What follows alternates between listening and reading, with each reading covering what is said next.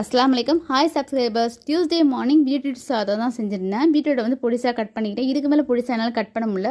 Beetroot ரொம்ப ஹார்டாக இருக்கனால இதுக்கு ஒரு வெங்காயம் கருவேப்பிலை எடுத்திருக்கேன். இதுக்கு 4 வகையான மசாலா தூள் சேர்த்துருக்கேன். இந்த 4 வகையான மசாலா டேஸ்ட் நல்லாயிருக்கும்.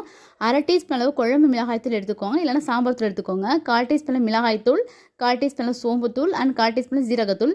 நான் செக்கில் ஆட்டின தேங்காய் எண்ணெய் 1.5 குழிக்கரண்டியில் எடுத்திருக்கேன். இந்த தேங்காய் எண்ணெய் சேர்க்கறனால டேஸ்ட்டும் ஃப்ளேவரும் சூப்பராக இருக்கும்.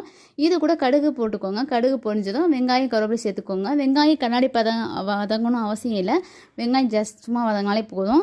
டக்குன்னு பீட்ரூட் சேர்த்து நல்லா வதக்கிக்கோங்க. இது கூட ஒரு 1/4 டீஸ்பூன் அளவு உப்புத்தூள் சேர்த்து நல்லா வதக்கி மூடி போட்டு சிம்மில் வச்சுருங்க. பீட்ரூட் நல்லா வெந்து வந்ததும் நீங்கள் பீட்ரூட் நல்லா வெந்ததுக்கு அப்புறமா நீங்கள் எடுத்து வச்சுருக்க இந்த மசாலா தூள்லாம் சேர்த்துக்கோங்க. இந்த மசாலா தூள் சேர்த்து நல்லா பெரட்டி விட்டு ஒரு 5 நிமிஷம் போல் அடுப்பில் வச்சு சிம்மில் வச்சுருங்க. நல்லா பீட்ரூட் வந்ததும் டேஸ்ட்டு சூப்பராக இருக்கும். கண்டிப்பாக லஞ்ச் பாக்ஸ் ட்ரை பண்ணி பாருங்கள். தேங்க்யூ ஃபார் வாட்சிங். Bye. Have a nice day.